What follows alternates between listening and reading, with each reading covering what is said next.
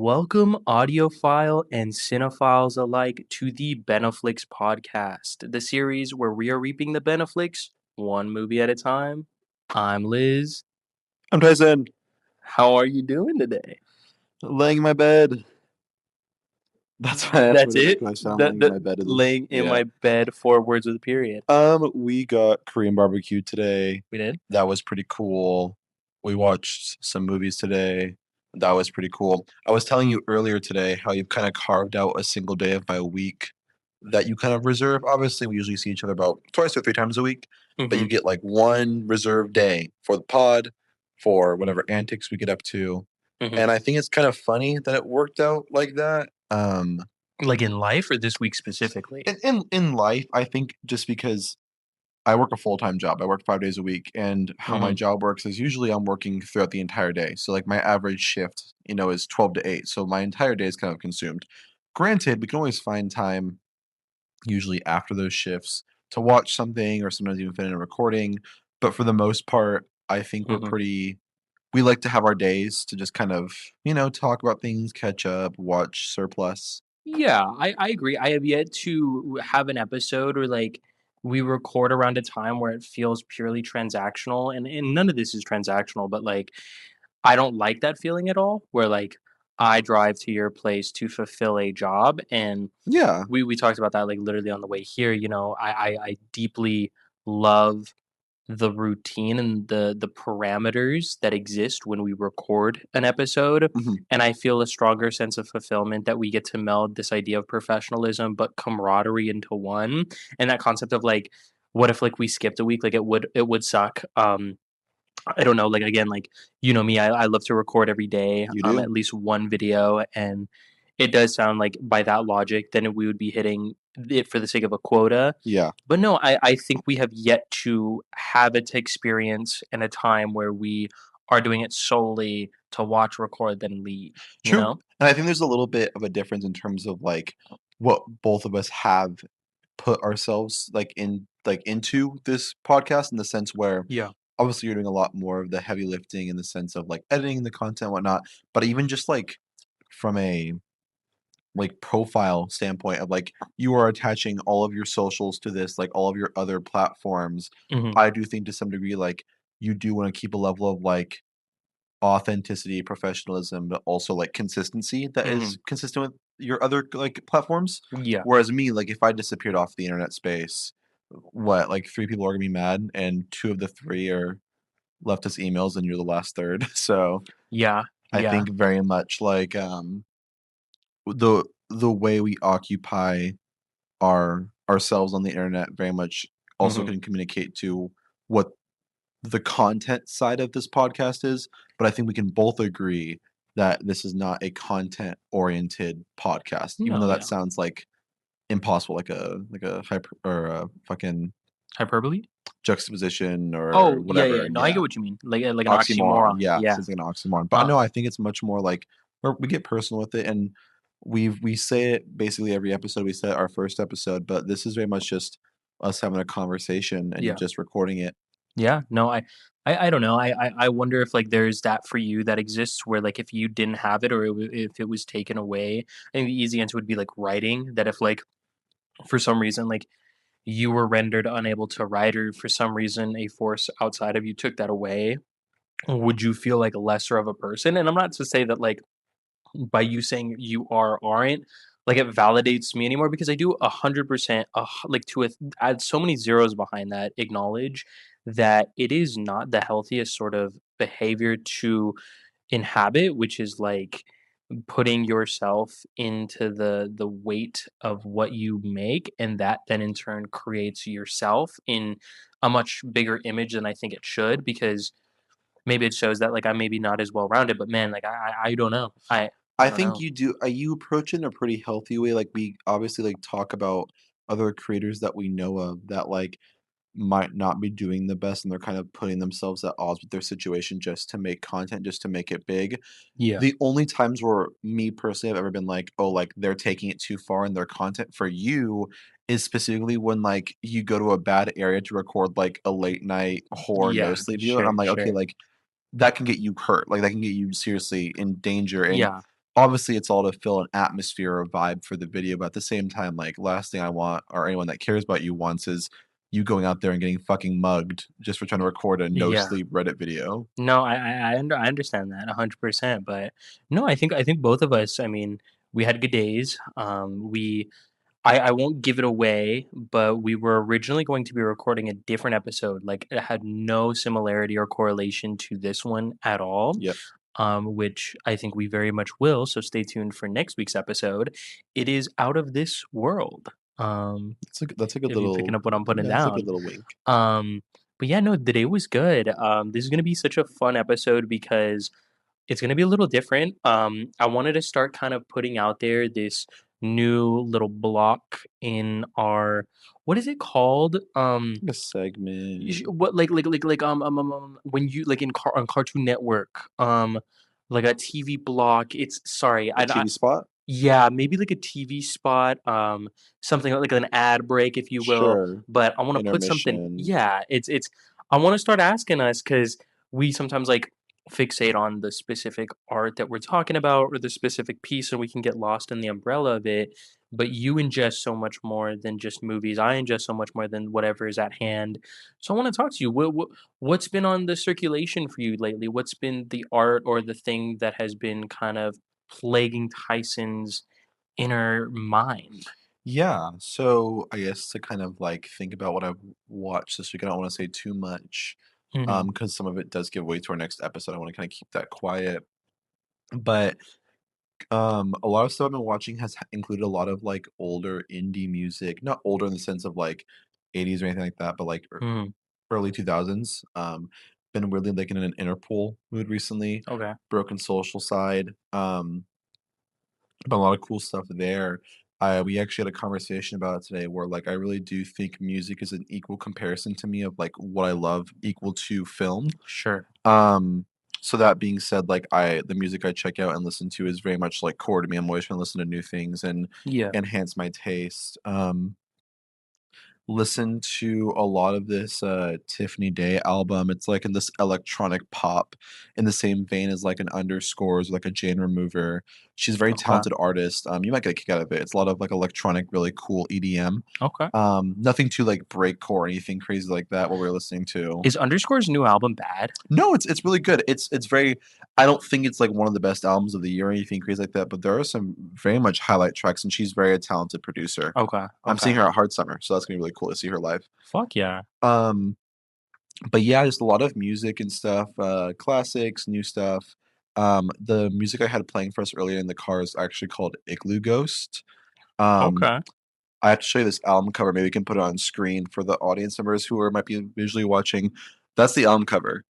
It looks like a What? fucking crazy like rotoscope. Is it what is that? It's like a DJ set, but like Like on the moon? the vinyl record is like a buzz saw, and like he's in like the middle of an ocean. It's like a real That's photo. It's crazy. crazy, right? What the hell? Um, that album cover was going viral for being, I think, like Anthony Fantano said, it was like one of the hardest album covers to come out in recent years. Just checked out the album. It's like breakcore electronic. It's listed under like electronic acoustic, so it's that one's really Whoa. cool. Who is this? Igloo Igloo Ghost. Ghost? They've been around Okay. for a while. I heard the name pop up in spaces, but they're very, very talented. But yeah, just like a lot of different stuff. Put you on to AJR today. That was a big moment for No, you. I'm not putting nothing up on the screen. Fuck um, that. and then in terms of movies in my mind, I been thinking a lot about Margaret. I think that's one that we watched. I think will be with us for a Mhm, while. mhm. Very much grown to appreciate a lot of aspects to that movie, even though I loved it off a watch immediately. Thought about that one basically every day, especially just very minute specific scenes or character details or Yeah, it's good. And in terms of other things, like specifically film that's been on my mind, we both watched the drama. We probably won't be doing that in an episode, but the drama is very good. We both can agree to that. I love the drama. yeah. Um, Which you really weren't thinking it was gonna be as hard hitting as it was going in. no, I forgot how much I enjoyed Dream Scenario, truthfully, and I thought the promotional materials looked kind of annoying, like, it looked like a weird tone. Mhm. I think what I appreciate about the movie is that its main twist that the internet is kinda going crazy about isn't the focus, like, it's the focus of the movie, but also not in a way that I think a more tropey, less mature film would approach it. Mhm. I think there's a very easy way to kind of make this like turn on its head, like as like a thriller comedy, but you kind of can guess the way they approach it. Yeah. This was a version of that where I thought it was very smart. Mhm. It was very telling, and I thought it said a lot more about essentially like what the neoliberal hive mind exudes when it comes to what's like PC and what's okay, and then like just completely shedding empathy in the span of mental health and loneliness and isolation. I think it's just a very intelligent movie and a very intelligent script. I think Mhm. I don't know if dating a 17-year-old is gonna make you write scripts better than that, but goddamn, that guy can write. Infantilizing Woody Allen is as your way of apologizing to the world by Oh, is not. that what he did? Yeah, well, like, cause like, his essay is basically, like, he watched a myriad of different movies, and then he watched Annie Hall, and in the relationship, it's, like, a 40-year-old man with, like, a 16-year-old girl or Oh, something awesome. like that. I wanna say for certain it was Annie Hall. I'm not much of a Woody Allen purveyor myself, but he realized that, like, there was, like, credibility to the emotions that he felt. Interesting. Yeah, what a Awesome. right? I Motherfucker can edit and write and Eh, direct though, I cannot lie. yeah, yeah, yeah, Anyways, but but that's me, a whole eclectic little play yeah. of music and movie, but tell me about you. Yeah, I mean, in terms of the music that I've been listening to, I brought up this group that I had asked if you had listened to, Perfume Genius. Group or guy? I don't I think it might know. be a dude. Single? I think Singular? so, yeah. Um, there's, like, this one track that I listened to from an album they released out in 2022 that I actually think I was listening to it on my way to go see you 'cause after outside of the walls of your apartment, like, there's no life I have, you know? It exists only exclusively.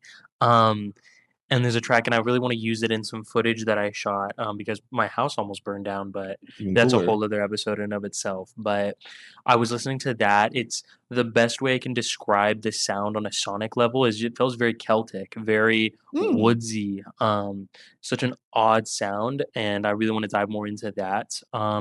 Listening to a lot of Modest Mouse, although I feel like what's the term where it's like urban bar that sells burgers, you know, that has the high chairs that are very, like, white centered, like, the burger buns have, like, brands on them, sorry, I'm saying this like because I diner core? not because, like, diner like, it's gentrified, like, it's Okay. kinda like the you remember that song, "We are young, Yeah, there's a fire in my soul," like, very, like, Mumford& and Sons core at times, where I think, like, it scratches the itch of millennial, like, men and women that, like, wore yeah. suspenders, It's uh Caucasian.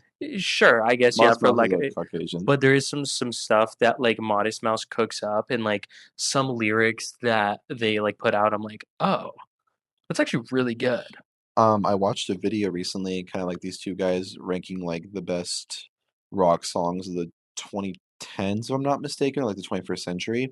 I believe "Float On" was in, like, their top 2. It's a pretty beloved No, song. it is great, I will admit that it's the kind of song that makes you think about, like, is there albums that are good that have one track that raises it, like, 2 or 3 numerical ratings higher? For me or just, like, in general? You maybe I guess because 'cause I'm talking to you specifically. No, but the way I rate albums is kind of, I think, inherently flawed because, like, my thought process is, like, Hmm, I don't give an album a 10 out of 10 unless I do think every song on the record is great, not including, like, interludes or whatever.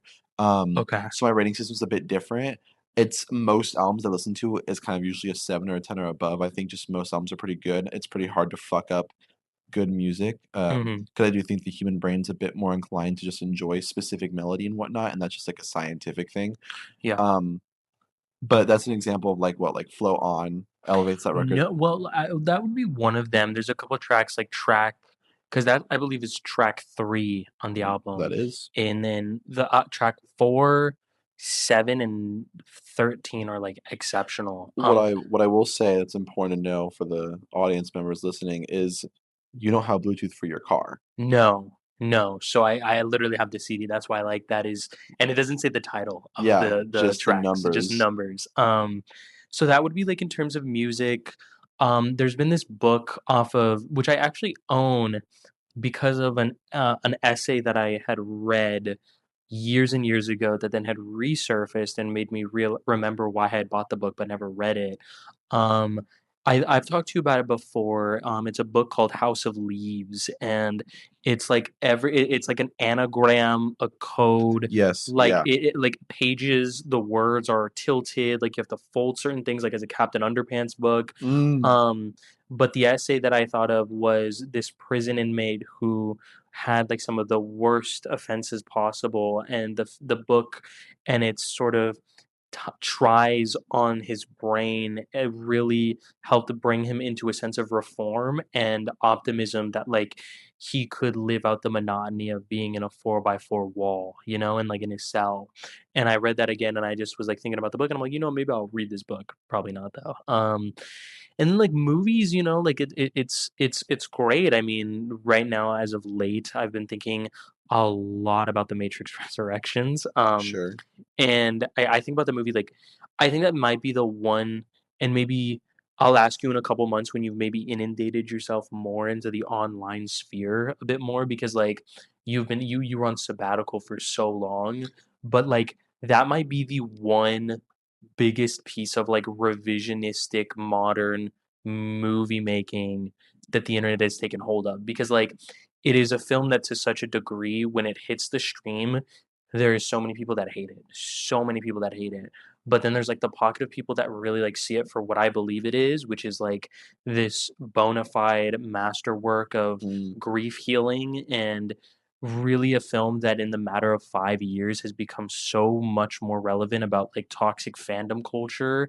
mm, Um, and just like for some funny reason in an entirely different font is the definition of a dissonance between the fan base and the artist's intent, whether it is the whole red pill movement of the right wing, like conservatives that yeah. view that as like a talking point when that was for them their way of representing their form of transitioning to then now, which is like, oh, this is such a sad excuse of a sequel, where I read it as something so much more about like the train was always going.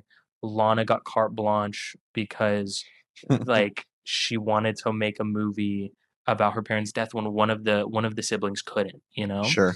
Um, Question, yeah, is Drew Goddard still supposed to write this? yeah, and direct, yeah, Oh, it, and direct. yeah, Fuck, that's so cool. it's crazy, it's crazy. That's awesome. And it's sad because like I'll shoot for Drew Goddard, and maybe one day we can talk more about that when we do a little bit of a Drew Goddard plunge, talking about any of his Yeah, influences. the Drew Goddard plunge. I mean, considering that like he's never made, and this is like I'm still thinking that it is a net negative thing that he is making a Matrix movie, but like we love Cabin in the Woods. True. You haven't seen Bad Times at the Royale. I think that movie's terrific, He directed that, right? and wrote it, And wrote, yeah. and Wrote projects. wrote Project Hail Mary, but created the Daredevil show seasons 1 through 3. Did he? Yeah, Huh, because like interesting. his it's actually really sad because of like everything with Project Hail Mary. Like he talked about like his concept of what he wanted to do for a Sinister Six movie because he was going to do it, and we thought for a long time that like oh is because of like everything they didn't know what they wanted to do with like Venom, Tom Holland, Spider Man, but like it truly was. And I don't know if you remember this when like the Sony major leak happened, where like it was everything that they wanted to do, and it got leaked, and they were like, well, Was that the emails I wanna say, when yeah, like Channing Tatum was like, "Fuck you yeah, like, guys"? what idiots for not doing Men in Black 23 or whatever, but, yeah, no, it sounded sick. It was gonna be like a one shot that, like, had no ramifications to the larger universe anyway. That's kinda been the shit that I've been, like, on rotation of, but yeah, you know, today I was also thinking a lot about movies going forward because we finally, fucking finally have gotten some emails. Yeah, What? yeah. Isn't it crazy? Isn't it What? actually insane? I am so thankful, my friends. Again, if you have not already, you're 20 minutes deep into this podcast. Please email us in, and you know if that is too much, comment down below. But our main source of communication, which we will always get back to you on, is beneflickspod@gmail.com. We finally have gotten some really fascinating questions, and I'm very excited to jump in, my friend. Awesome. Um, so this first one actually comes from a long time viewer, even longer fan. this friend, I want to say, someone who's been kind of like engaging with my content for the better part of a couple years. Mm, His name is Simon Penalba. mm. He is, I actually think he follows you on Letterboxd Yeah, he too. did He follow has me. the Austin Butler The bald yeah. motherfucker. Yeah. Shout out Simon. Thank you so much for Thank you, reaching Simon. out, friend. It means a lot to us. Very, very sweet message. He said, "Hey, my name is Simon. I've enjoyed listening to your podcast, and I think you'll both do great things in the future, whether it's podcasting on your own or your own creations in film. I don't know if you guys are open to suggestions or ideas for an episode, but I'm just going to throw it out there. I think you guys should do a video about your most anticipated movies for 2026, albeit being fourth of the way through the year already. I still think it would be a great episode. Mm. It could even be a monthly thing where you discuss movies coming out that month that you're excited about, even movies you watched that month, both old and new, that you really liked. Sorry if I'm overstepping my boundaries. Your vision is one I support. I Oh, just thought these could be ideas that have potential. Nothing wrong with what you're doing now. I'll always be tuned in. Keep it going, and thank you for sharing your world and experience with us. love you, Simon. That was very Love you, sweet. Simon. Thank you so much. When I got it, I teared up. Every time like I work, I check my phone a little bit like on the clock, and I saw that, and I was like, I was a little misty eyed, my friend. Oh, But that's a phenomenal, phenomenal question because we started this podcast at the very beginning of we January, did. and we've always talked about like the movies, some maybe even today that. Even though it says it in the title, are releasing in the now. But we've talked about the movies of yesterday, but we don't really talk about the movies of tomorrow. You know, Mm. and I am so excited too because this is such an odd, fascinating year. Yeah. Um, so maybe oh, and I guess I will kind of, respond to you, Simon. I definitely don't think we could make an entire video dedicated to, like, movies coming out just because, like, one thing that I will say having had done that on my YouTube channel, thank you for tuning in, Simon, is that I did it and it felt the best thing that I got from it felt like a very singular thing that I don't think many people gleaned on, which was like most of my shit was wrong. Like I was like, "Oh, I'm excited for like Hard Eyes or some shit," and like it turned out to be like a nothing burger. But I definitely want to include it tonight, and I love your concept about like whenever maybe we start a new month, some movies coming out. Because we always kind of talk about like the movies that we might be doing potentially for new episodes. But not like the ones that just exist. Yeah. Yeah. So I think that like that'll keep us on task. So Very much so. And yeah, I also do think as well, like, it's not a bad idea to kind of just acknowledge timely where we're at, because that is always a yeah, fun thing to do. Like, oh, like at the time of this recording, we're at this spot this yeah. month. Yeah, I And agree. like you can watch later months down the road, like, oh shit, like they were excited for the Odyssey, but unfortunately they both fucking hated that movie or Yeah, whatever it is. So yeah, I know that. I don't I mind doing like an acknowledgement or just kind of like a shout out to certain movies at all, especially in the sense where if we're introducing this new idea of like just art that's been on our mind, I think that's a great little slot for it. Like, oh, like it's not out yet, but it's on my mind. Like I'm super excited for XYZ. So yeah. fuck yeah, fuck yeah. So, what are some on your mind that you're excited for? Yeah. Well, since I mentioned the Odyssey, I am very curious to see what it's gonna look like. Obviously, Hmm. with a cast of that caliber, with a filmmaker of that size, with the success of Oppenheimer and all of the recent work that Nolan has done, I cannot help but, question, at least out of some curiosity, of what the Odyssey will hold. Hmm. Oppenheimer feels like a very interesting film within the recent film landscape for us because we both loved it, but also not to a degree where we're sitting here like chiming its bells, claiming it's one of the best of all time. And it really took a rewatch for me to fully appreciate what that movie was doing, even though I loved it on a first watch. Um, the Odyssey, it can go both ways. I don't think Nolan's a perfect filmmaker. I do think he has the capabilities of making a very mediocre movie. Um, and I don't my guesstimation is the little, like, teaser, the IMAX teaser that we're getting, like, the 5-minute scene that we're getting before Hmm. these new IMAX films are actually like, that's not how it's gonna be edited in the movie. But truth be told, that little, like, teaser that they're putting before those films isn't really getting me excited. If anything, I think it kinda looks a bit sloppy. That's why I have to guess that it's just kind of something that was, like, quickly edited together just to get people excited. But nonetheless, I think it'll be a very cool experience. I think the biggest thing that I can give Nolan is he gets people in seats excited about movies, watching them in a theater, and it's a very cool prospect. I think without the success of an Oppenheimer, we might not get something like Sinners in theaters of that scale. Mhm. So if it's going to take Nolan to really catalyst the IMAX format, the theater format, then fuck it, I'll back anything he makes. Fuck yeah. Fuck yeah. So, wait, is that it? That's all you No, no, no, got? no. I was just gonna N pass it off to you. uh, I'm gonna be so honest with you. I'm gonna probably list this off like a roulette. So I Oh yeah, if you want to talk, yeah, go ahead. I mean, I have some more. go Not please, because it makes me not look as bad. okay, okay.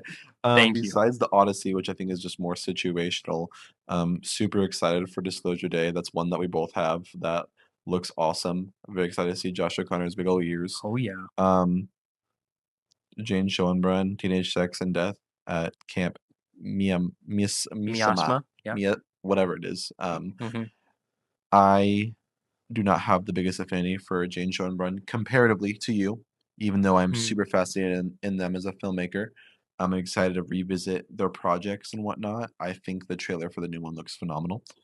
Um, the new Resident Evil, directed by Zach Krager. Test screenings are going super well. People are saying great things. We both loved Weapons. I have to imagine this is going to be like a home run for us. Yeah. Um, one that you might not mention that I am excited for is The Social Reckoning, the sequel to The Social Network. Absolutely not. I know I'm not super confident in its quality, but it's Mikey Madison and Jeremy Strong. Like those are my two guys. Like I love both those guys so much. So, and then finally, the last one I'll mention, even though there's a bunch, Tom Ford has a new movie out, which is fucking crazy. The guy's finally back from the dead, and he has a crazy cast in it too. The Tom Ford movie has a crazy, crazy cast. Mhm. But beyond that, Robert Eggers' Werewolf, Okay. just a super interesting filmmaker. Aaron Taylor Johnson leading it too, and I love that guy with all my heart. So yeah, no, I'm excited for those specific ones. But I mean, I can sit here for probably an hour talk about ones that you're for sure gonna list off to me. Sure, sure. Go ahead. Well, I agree again with everything minus obviously the social reckoning. Fuck you.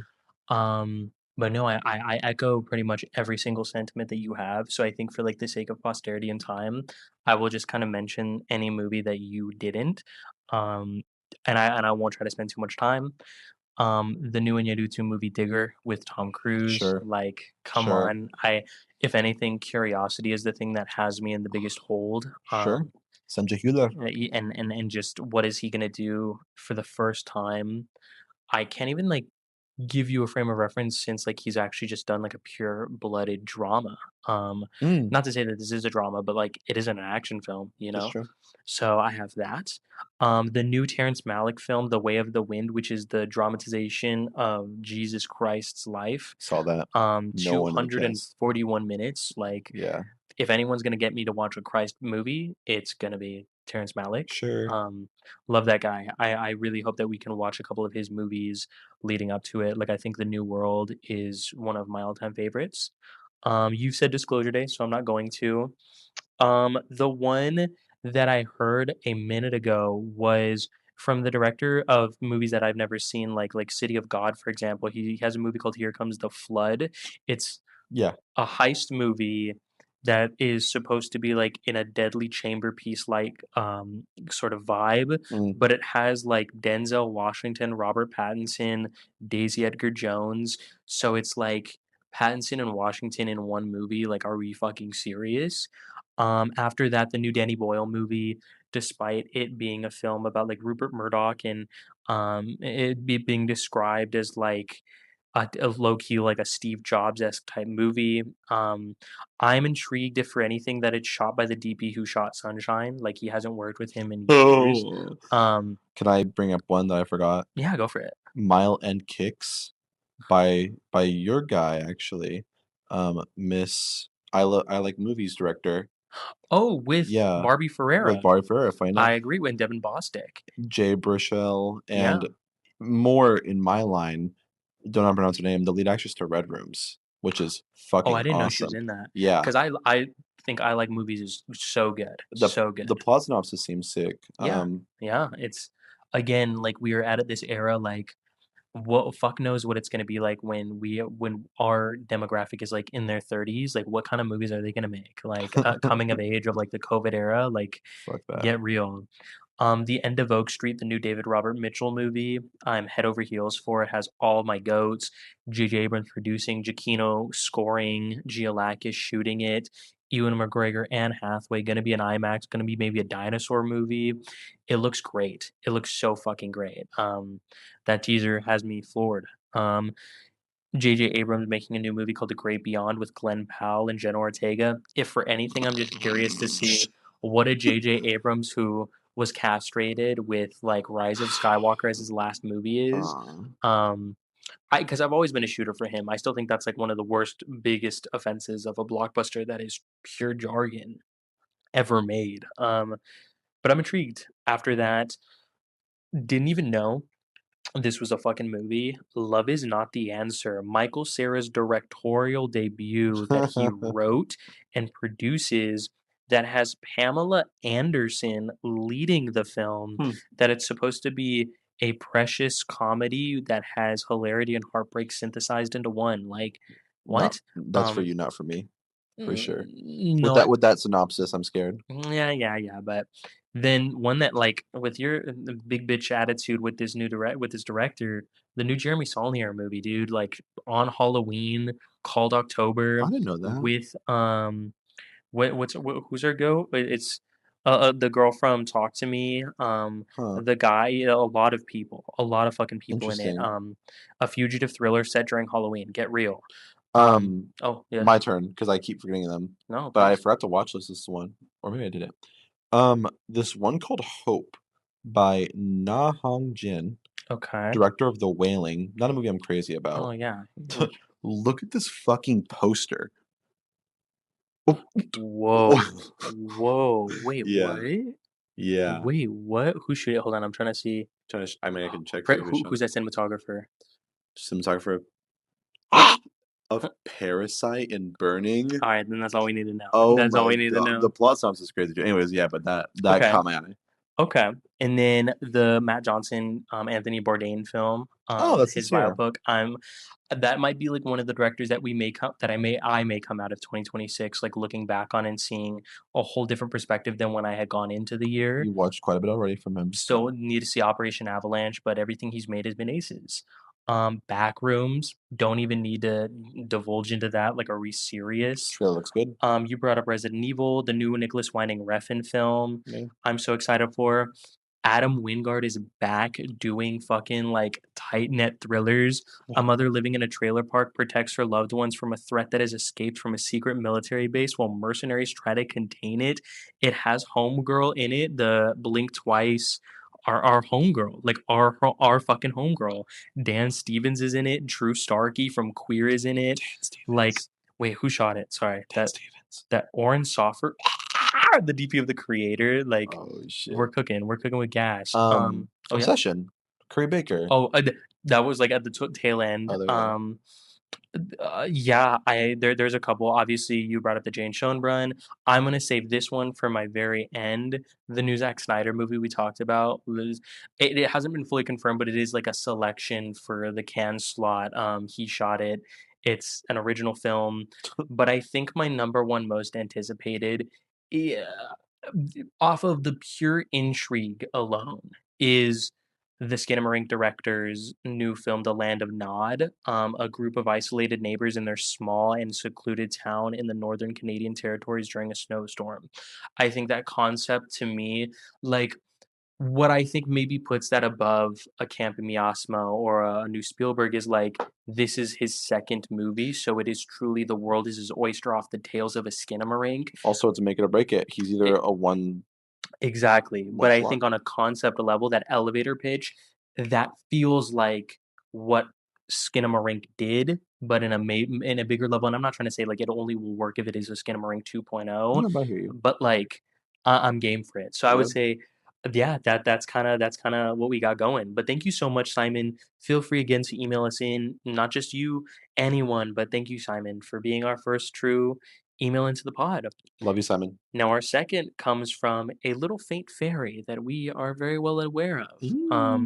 Shout Ooh. out, thank you so much, Callie, roommate Callie, Roommate Kelly. once coworker for me, Callie, now roommate to my best friend. That is also she's my friend now. Love you, Um, Kelly. she writes. Hello, squad. Long-time listener, first-time caller. I have a few questions. Can we have more lemon on the pod, please? The royalty checks pay for his drug addiction. Mm, Can you please explain your thought process when rating films on Letterbox? Are they correlated to your enjoyment levels or just the quality of the film or both? Please do an ep on Malcolm X. Thank you, mm. Rumi. Very greedy to do three, A whole lot a in whole lot. one. Lemon does not. We don't cast Lemon in our projects. He just kind of pops up.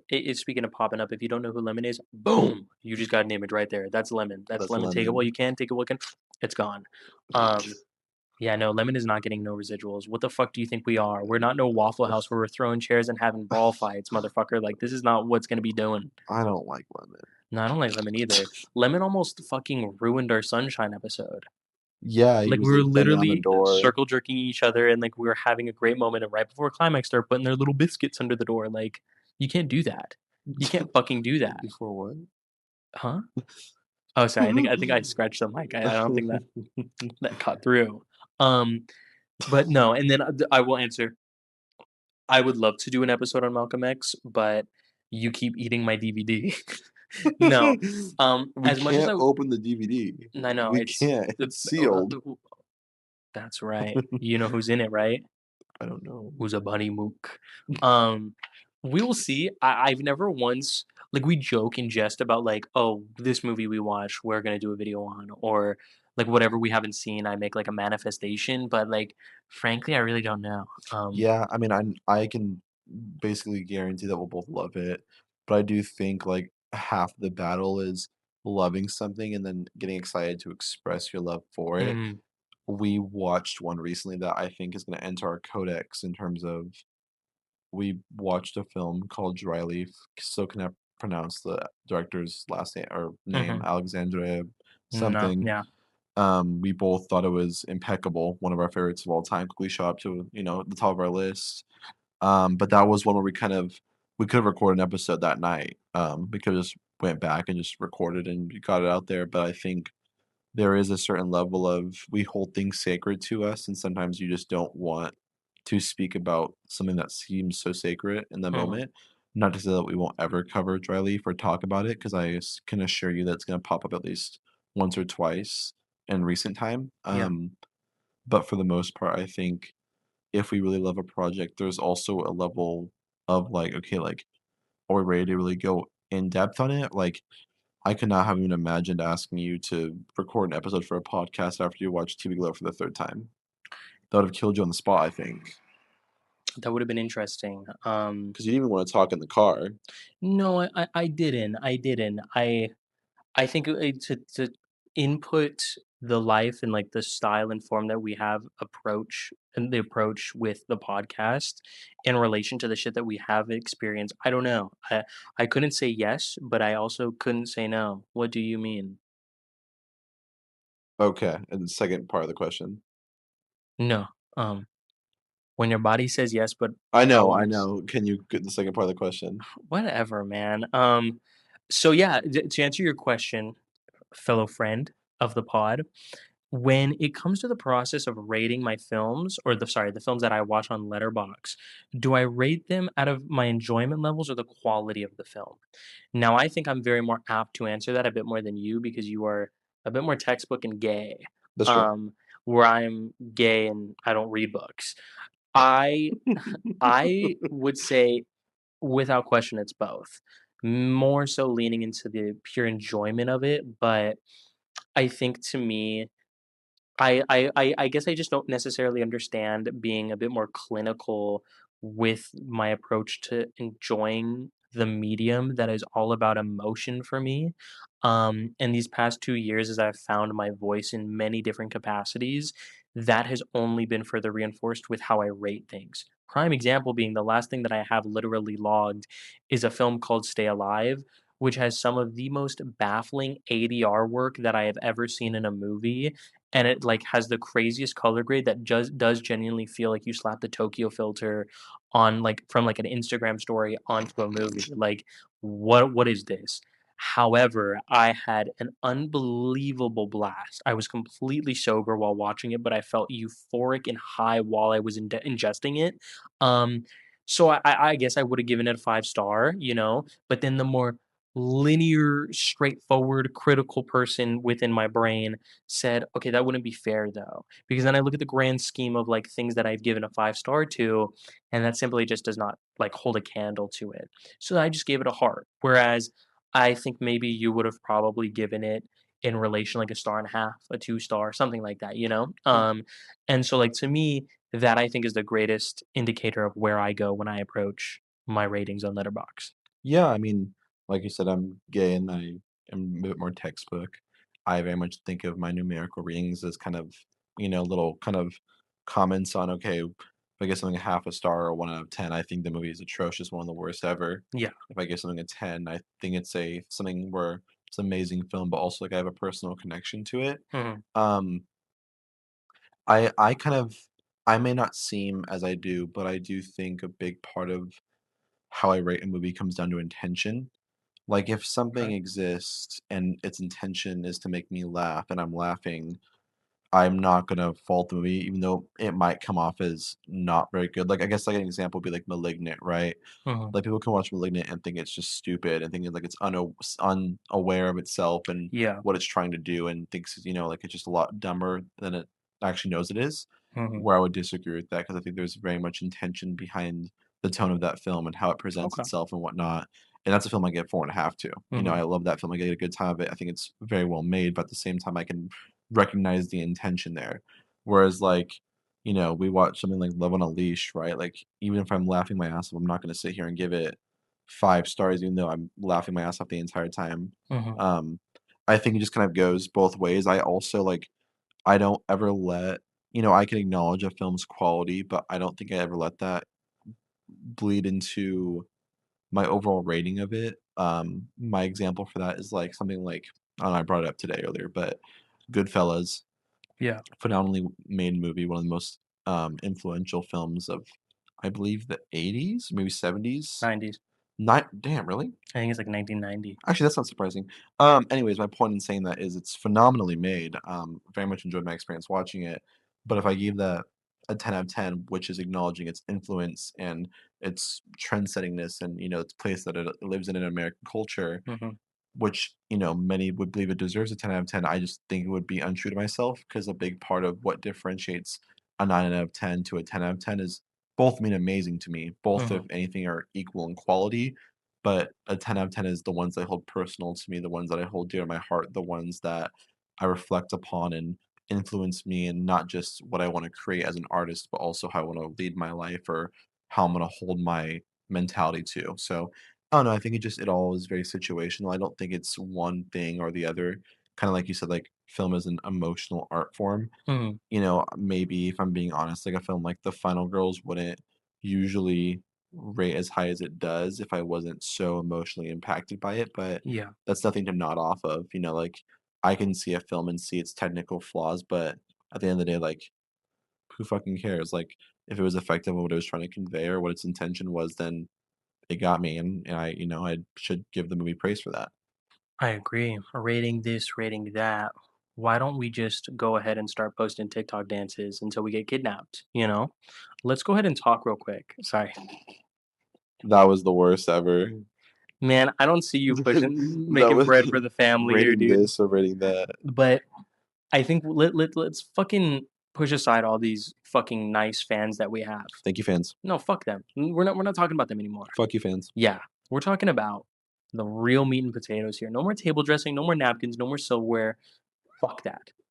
We're here to talk about Faces of Death. And we're not talking about that 70s bullshit. We're talking about the new one. Do you want to talk about the plot of the movie or do you want me to? You go. I think I went last time. Did you go last time? What was the movie Out last of time? time? You did. Okay, I will give you that. Okay. So, Faces of Death comes to us from the director of Cam and How to Blow Up a Pipeline. Whoa. This basically follows a What's their name? huh? What's their name? Oh, Daniel Goldhaber? Daniel Goldhaber? Dumb fucking name. Sorry. That's a whole lot. It's a whole mouthful. So I'll just say his name is Danny Boy. Well, Face to Death follows a woman who is, I guess her profession is like a content moderator, Yeah, if you will, someone who flags or approves different videos that are on this fake in universe platform TikTok. that's basically TikTok. Until one day she stumbles across these videos that feel very realistic, that are of these people getting brutally murdered. And so she becomes a little bit obsessed with trying to discern the reality or the fiction between it behind it all. And that's all I'm going to say because I don't think that the trailer indicates enough, at least to me, of where it leans thereafter or I where it agree. goes for. I agree with that. Um I had shown you how to blow up a pipeline. I have seen all actually let me fact check myself here. Yeah, I've seen all of Danny Boy's feature films, all 3 of them. Okay, You've seen 2 out of 3. Still a failing grade on a test, but I have failed. we'll allow it. Talk to me about your process. You can jump into this, you can talk about how to blow up a pipeline. Um, Oh, Kim is this movie. yeah, Awesome. it's good. Mm. I like it. I although it came out in 2018, I have always equated it to being a very COVID era movie, um, because I think the film is a very isolated film as a cam streamer starts getting stalked by a super fan and how her world starts to kind of crumble inward from that point on. The lead actress is terrific in the film. She was in something else. What the fuck else was she in? She's great. Madeline Brewer. She was in Hustlers. Um, yeah, no, very, very talented. She was in Hustlers. I distinctly remember that. Yeah, when we saw it back in 2018. Um, but yeah, no. And then I saw How to Blow Up a Pipeline when it came out in theaters. I thought it was a terrific film on a technical level, on a performance level. Um, a movie that exists within the confines of its 2-hour runtime. And I think people can very much misconstrue the film for not saying much, where I think it says so much, but isn't very showy with it. I very much appreciate the filmmaking levels that are going on in that. But it made me very excited for Faces of Death, a movie that kind of just came out of nowhere because it's from a property that I had no idea of going into it. But yeah, talk to me if you will, if the many faces or the many pipelines that you Mm. experienced Danny Boy. as you purse your lips, I watched your little film, How to Blow Up a Pipeline. Thought you're a very talented dude, uh-oh, and I was willing to give your shitty trailer bullshit ass that wasn't horror his movie. doing. That wasn't his doing, you're right. I was willing to give Faces of Death a shot, even though I had legitimately no interest to watch this. Like if a friend wasn't dragging me to see this, if you weren't dragging me to see this, Mhm, would not have cared to watch this at all. mhm. Um, and it's so interesting as to why, because I do love Zachary Montgomery. Yeah, Dacre Montgomery. He has such a little round face. I love that guy. Oh, why are you speaking like this?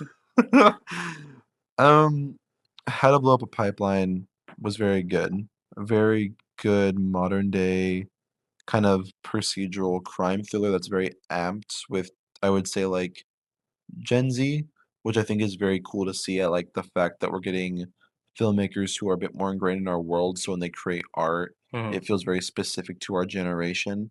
It's very exciting for me. I like the way that sure. film integrated social media and kind of who decides what's right and what's wrong. Do I wish I got a bit more out of that film than I did? Sure. But for the most part, I'm glad it exists. I'm glad the fact that a property like that, which 9 times out of 10 probably wouldn't even gotten distribution, No. was playing in theaters. That's very cool. Mhm, Some would argue that maybe is a inclination of the film's if it's centrist, if it's fully on one side. But I think for the most part, the film is pretty critical of the things that it depicts in a good way. yeah, Um, Faces of Death had a lot of very similar things going about it, but man, what a weak third act. What a like I was kind of digging it for the most part, the first two thirds, but I really do think there is a decision that is made about a third into the movie or two thirds into 2/3 the in the movie movie. that just did not work with me and how it was written and how what the character was saying to the audience and how on the nose it was, to a point where I was like, okay, like this is dumb. And then I'm not someone to usually critique characters' decisions in horror movies, but a decision that I thought was so jarring that all sense of tension left the movie. And the worst thing that a movie can do is leave you bored because then your mind starts to wander, and then those technical issues like ADR issues, for example, become an issue. If you're Okay. engrossed in the film and the story and the universe and you're enjoying what you're seeing, you're not gonna give a fuck about the ADR. You're not gonna give a Mhm. fuck about technical things. Mhm. But when I'm sitting here so baffled by a writing decision and then left even more baffled by what your character's motivations and their actions are, that I'm acknowledging how flat I think your movie looks, that's when things kind of start to shake for me. And unfortunately, it didn't grab me back by the end of it. Um, Overall, I didn't hate it, but unfortunately, I'm leaving the film almost assured that I'm never gonna think about it again, besides one very funny reaction that Dacre Montgomery gives to, the one that made me burst out laughing. That was pretty good, but besides that, kind of unfortunately a very meddling experience for me.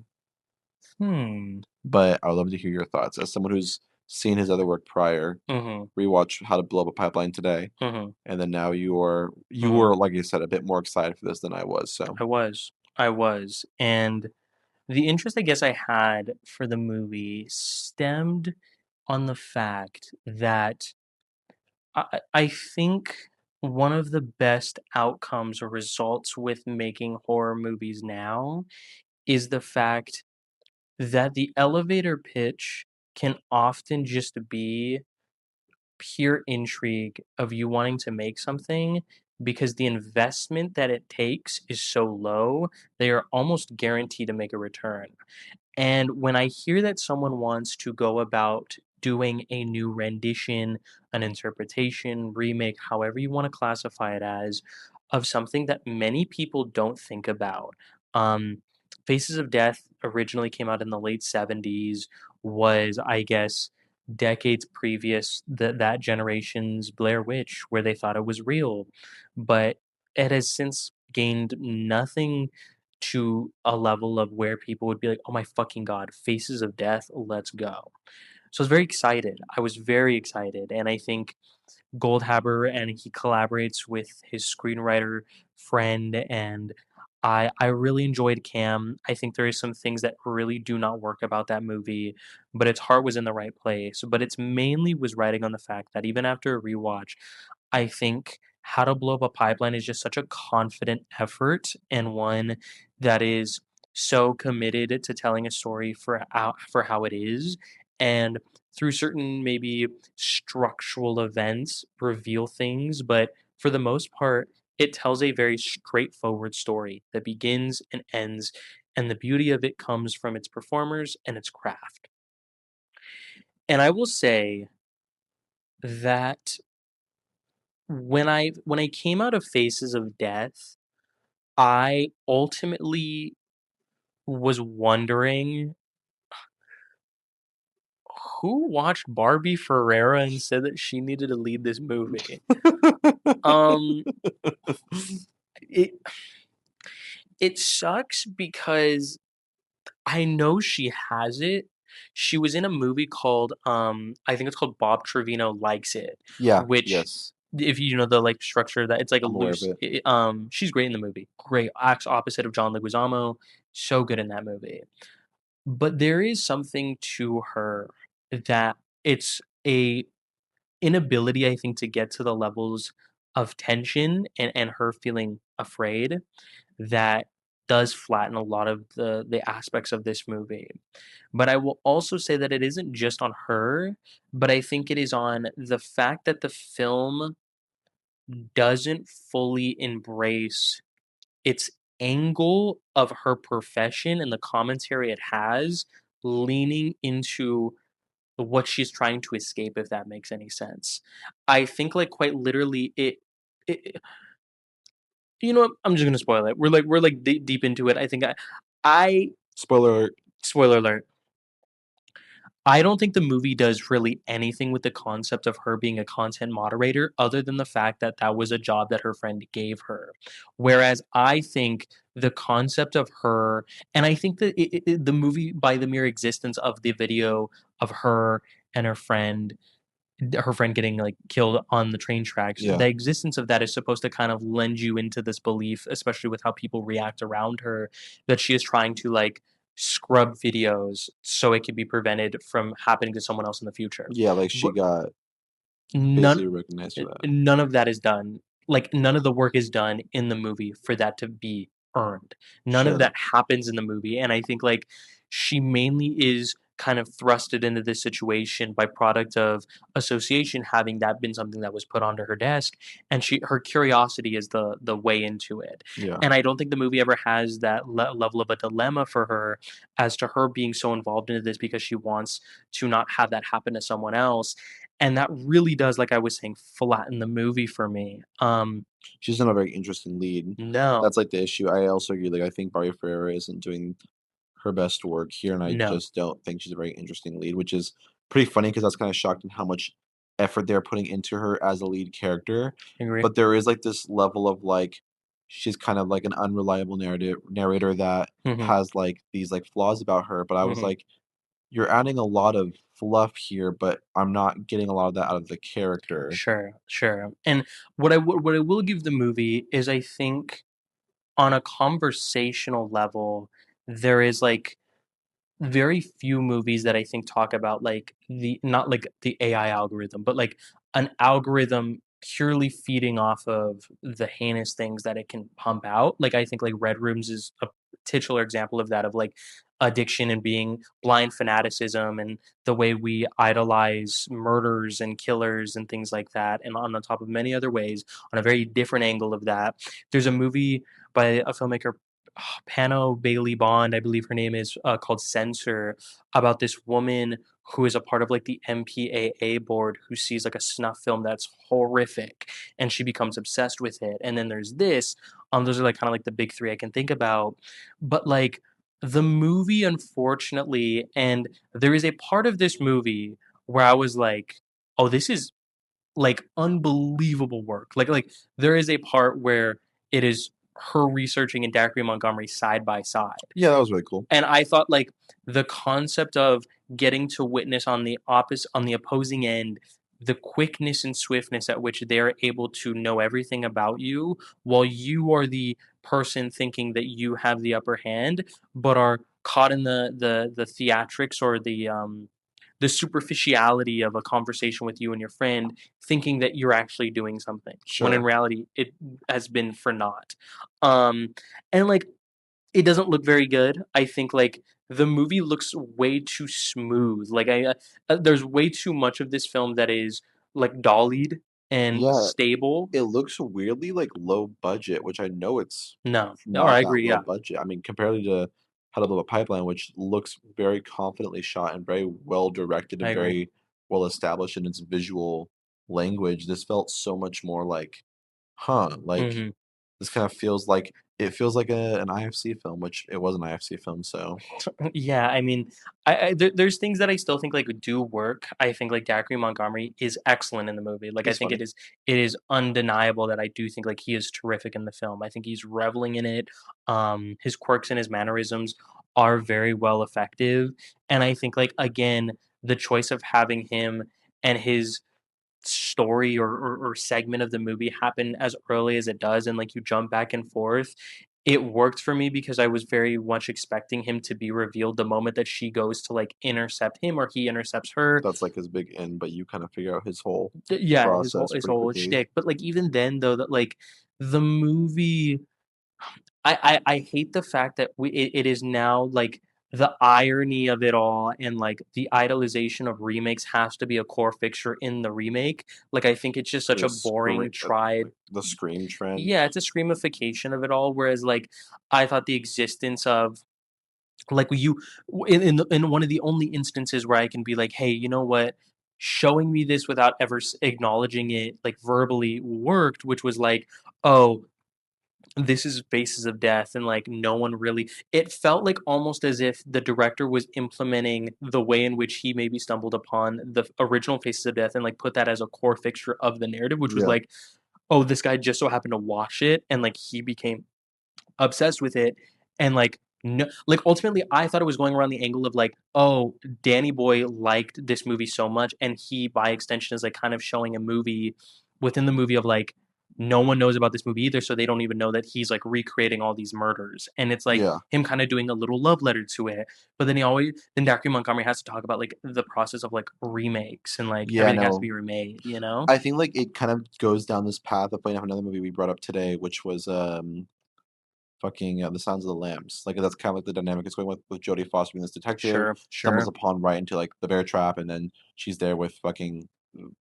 uh, Buffalo Bill? Buffalo Bill, Yeah, and right in his clutches, and then she has to be yeah, the one to kill him or whatever. yeah, Um, but I feel like this movie would've worked a lot better if it was kinda like this indication of, okay, like, she's finding this content that's bad, she's flagging it, and then they're tracking those people down and getting them, and then you have this kind of, like, dichotomy of, well, this killer's tracking down people from their locations and getting them, and then yeah, you kinda have, like, this back and forth where that split screen makes a bit more sense, and, like, having that character and her very, like, overprotective and, like, overextension and her actions make a bit more sense because, like, she's done it before. This just felt so much like it was stretching, trying to do so many different things, but mhm, it never supplanted itself in one theme or idea, so it fell very flat with all of them, you know? yeah, I I really wasn't trying to go in this movie and, downplay and just intentionally be like, "Oh, like, that wasn't good," or whatever. Like, I was optimistic in the sense where I was like, "Okay, like, I at least know he's a good director," and I said the thing about the trailer thing earlier, but I did actually think the most recent trailer I saw actually wasn't bad. mhm, Side note, Charlie XCX is not an actor. She needs to stop acting. I'm being so serious. sure, I love her music. She's one of my favorite artists. I have, like, so much merchandise and shit from her, like, yeah, my number 1 listen to multiple years in a row. I fucking love Charlie XCX. I promise people I'm not trying to say this to put her down because I don't like her. mhm, I wish her the most success possible. She's super talented. I have not seen one thing this girl can act well in, and this was no exception. I was genuinely shocked because I had seen someone that was like, "She's really good in this, like, she needs to stay in this."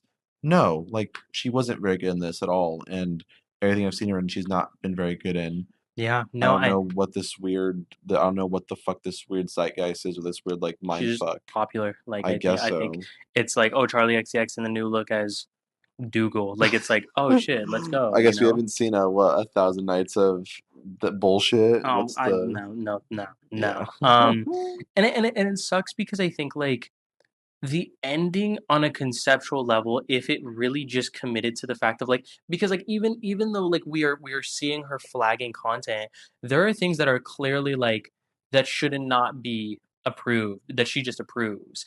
And, like, at first I was like, "Oh," now knowing that she has that video of her friend getting, like, killed by this train, I was really thinking, I was like, "Oh, she is working at this job with a clear intent to flag videos that are tailored to the experience that she went Yeah, through." so she's like a unreliable narrator. And she has, like, this tunnel vision, and then the concept of, like, how that movie ends with her uploading the video and, like, both of their, like, extreme close-up shot faces, like, she sees the reaction and she feels a sense of validation for doing the right thing by uploading this, showing the true heinous person that this guy is, but, like, she is no better. I was like, if that was the case, then, like, I think it would have worked better for me if someone didn't if it wasn't Barbie Ferreira playing this character, but also Sure. it was just written with more intent than trying to have your hand in so many different cookie jars. Um, We can watch a main character that's not a good person. yeah, I don't know why the film thinks we can't. Like, the film's so contingent on she's a good person, she has her reasons, like, she has good intentions. yeah, I'm not saying that she can't have good intentions and this movie exists, but, like, you can make her kind of a shitty person, and we can still follow her as a main character. It might make her more interesting. yeah, It might give Barbie Ferreira more to work with. Because low key, if I was an actress with this role, I don't even know what I would do with it. Because it's so all over the place. It's like, on one end, like, mhm, she's kind of a crazy lunatic asshole. On the other end, like, she's, like, this sympathetic, like, victim. I yeah, think that there's, like, not a lot of clear direction for where her character is supposed to be going, no, and I think the reason that Dr. Montgomery is so good in this film is because he kind of gets carte blanche, just acts like a fucking crazy person. Yeah. I truly believe that that performance is entirely tailed on him as the performer and not the director. I think that Uh, was just kind of just a Dr. Montgomery yeah. go crazy. Yeah, I would like to believe it because he's like a very selective actor. Like he's been in Stranger Things, he's been in Power Rangers, but like ever since then, like he's been very selective. Like he's making his own movie. Like and he seems like he in like the interviews, like Letterboxd has interviewed him, and he seems like a very well versed cinephile and someone who loves the arts. And obviously that doesn't therefore then equate to a good performance, but he seems like he knows what he is doing. Um, yeah, I feel a little bummed because it's like I did enjoy parts of this, like, I had fun with the movie. On, like, an aesthetic level, a lot of this film, like, is very warmly, like, orange and, like, off of license plate, like, he is in Florida and, like, brought back to, like what? The scene on the beach looked horrible. Oh, I don't disagree. Oh, I I don't was disagree. shocked by how bad that looked. I was like, this is a joke, right? But I think, like, to me, on, like, a choice of, like which I think Danny Boy, like, has a direct effect in, of, like, location choices of, like I've always been fascinated for example, I'll bring up, like, a poll real quick of a movie you haven't seen, it's called Fright Night. It's the vampire remake from a movie from Yeah, the Colin '80s. Farrell. Colin Farrell, Anton Yelchin. I saw that movie once, and I bet if I rewatch it, I'll enjoy it. I think it low key someone directed that movie that we know, Probably Craig Gillespie. if when makes you say that? Oh no, What his name's been in rotation. go fuck yourself. Who is it? Craig Gillespie. Was it actually? It is Craig Are Gillespie. you fucking with me? No, I'm not fucking with Zone, like, dead serious. That that's crazy. Um, What? but, like, I remember that movie very fondly off of the basis that the movie is set in the middle of like this desert, but of this massive like suburbic neighborhood that is being built in the middle of Las Vegas. Mhm. And like I think that is such a ripe opportunity to tell something unique, not to bring that as like a plot point, but just on an aesthetic level. And this movie, like there are these big this guy lives in this huge house in like Florida and like it gets kind of from what I've seen like the house that Jack built where he has like a sniper and he's like, Yeah, but I was like, oh, this is like a cool place, but like, doesn't take advantage of it at no, and it all. just it's sadly like it looked like the oneer I thought was cute, you know, but There's like a oneer. Oh yeah, there's a oneer. there's a oneer. It's pretty I cool. thought it was cute, but again, like I maybe I'm sounding like I enjoyed this film. I think I would give it like a soft 3 out of 5, more so leaning towards like a 2.5. And it makes me sad because I do think like we will come out of this at least by mutual standards, like, a lot of people are loving this, like, Karsten Runquist gives it a 4 out of 5, you Saw know? that. And so it's like, man and it makes me sad because it's also like, I knew going in off the trailer alone that it wasn't going to double down into, like, the lower budget aesthetic that I think could have really benefited from this movie, given that it's Mhm. also, like, a nice faithful love letter reimagining of Faces of Death. Make it clean? Okay. Make it grisly? It doesn't, you know? Yeah. And, like, it's unfortunate, and I wish, like all I will say is it made me think of a movie that I have been so desperate to show you. I'll just say it made me think of Girl with the Dragon Tattoo for, like, Mm. a reason which we will talk about one day when we watch that Mm. movie, but, like, there is a elegance to the filmmaking akin to this, but there is a moment of pure sterile, environment that, like, I'm like, oh, fuck, that's insane, and it barely goes to any degree in terms of the blood that this does, but I just I didn't feel much, you know, and I think that's the thing that, like, bums me out the most because I was like when I had first finished the movie, I was like, "Oh, I'm gonna give this, like, the same rating as I gave an Undertone," but, like, I've been quoting Uzabani Mook, Uzi I Bunny. think, like, the last, like if for anything, the last, like, 15 to 20 on top of the movie before it being pretty good, and it stirred something in me. This didn't stir much of anything from me, Yeah, you know? unfortunate. I do think, there is potential here, and I do think the director does have sauce, I can't deny that. There was a couple wipes transitions that I was like, "That's sick." Yeah, Couple Dutch angles, yeah, but I think he needs to, I think we gave him too much accolades with how to build a pipeline, he needs to reel his shit back, and he needs to humble himself real quick. yeah. Um, if you want a good version of this, different, but I would say in the same realm, Red Rooms. Red Rooms is fantastic. One of my favorites of all time, the best movie in my opinion of 2024. I would thoroughly recommend that to anyone who might have gone a kick out of this one. Yeah, I think it just does the kind of parasocial content content ingestion Mhm. dynamic a lot more efficiently, a lot more concise as well. I think that's what that movie needed, or what this movie Yeah. needed. Yeah, and it makes me sad because I still sit here and I'm like, there's so many movies that, like horror movies that project being meta or on the nose or ironic, but I still think it's still such a ripe dynamic. Like, I still yearn for, like, the World's Fairs or Yeah, the Red Rooms. Censor is also a great movie, but, like, I still think it's something that isn't explored nearly enough, and, like, yeah, I wish to extents because, like, we're actively living like, I'm going to record this video, I'm gonna edit it on a software, I'm gonna promote it on social media. I live in the same system that I will critique and I will say, but, like, it is actively, like, turning our brains into vegetables, and we are witnessing, it is scientifically proven that we are not supposed to be ingesting the amount of information and the influx that we are given at our disposal the ways that we do, and horror is such a great lens to tell something interesting, whereas I felt like this was all purely for stunt work, and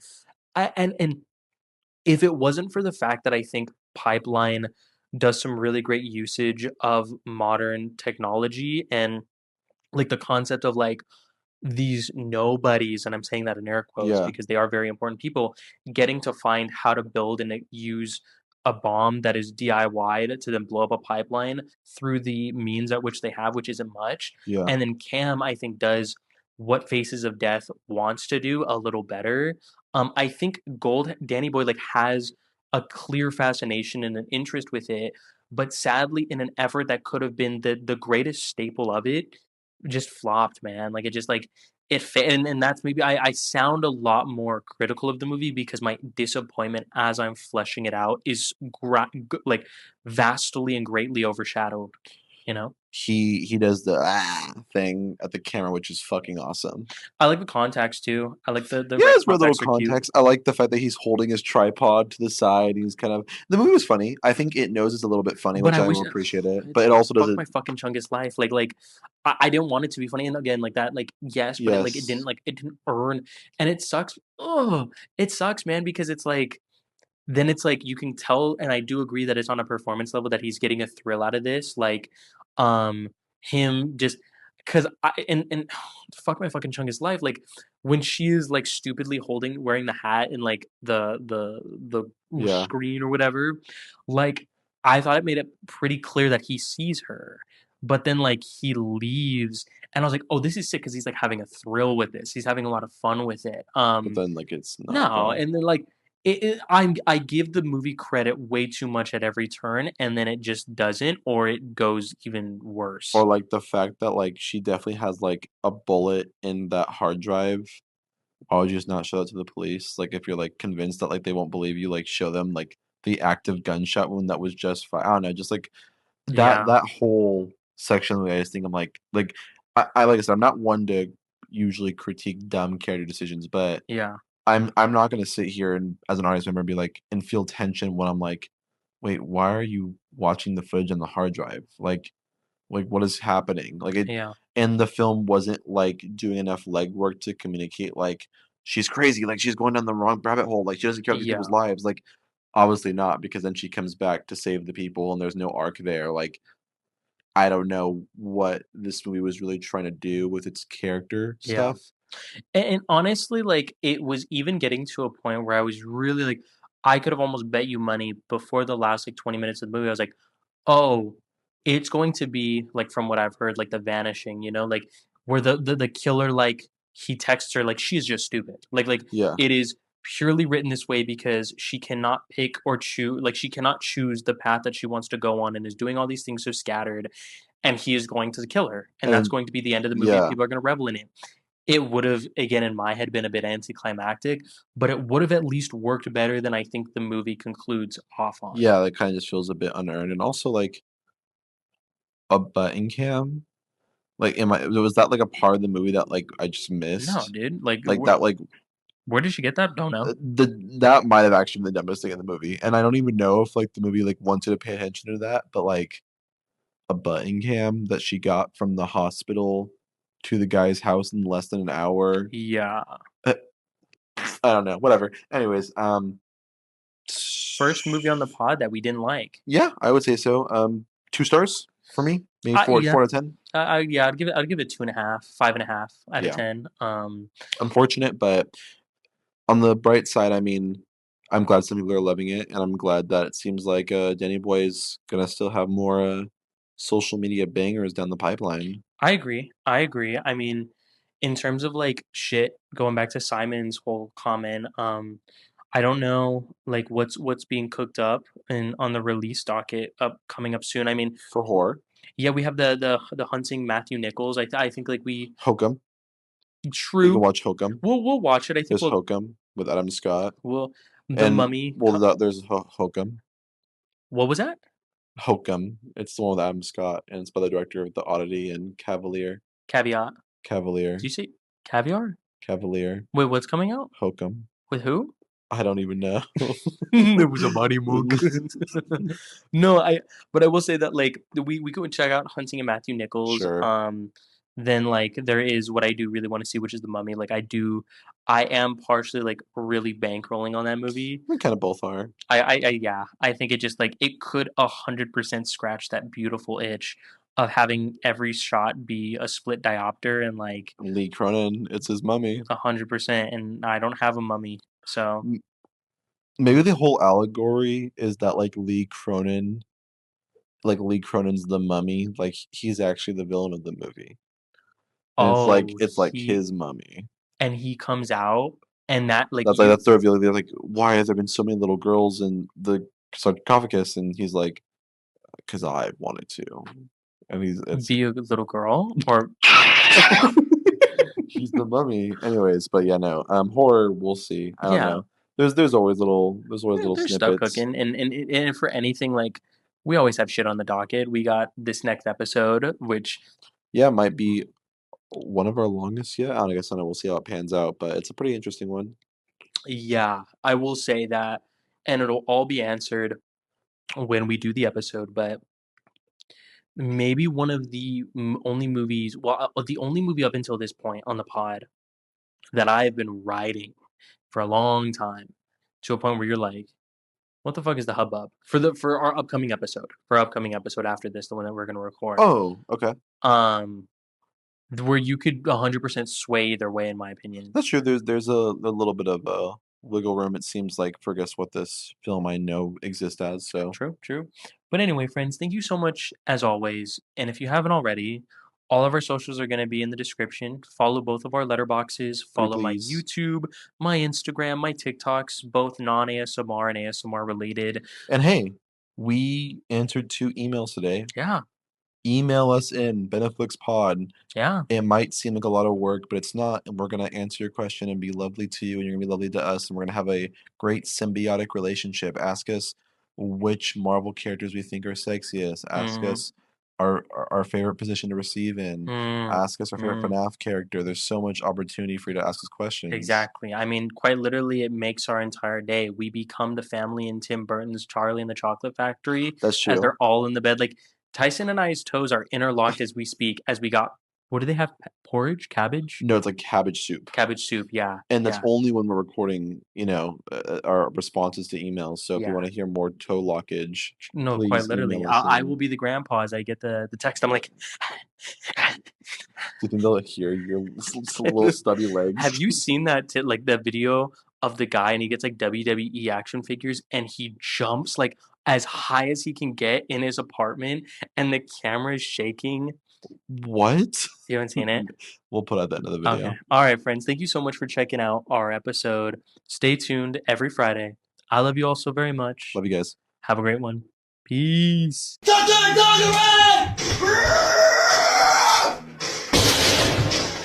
He that came with his chains and his crown, King of the Rings.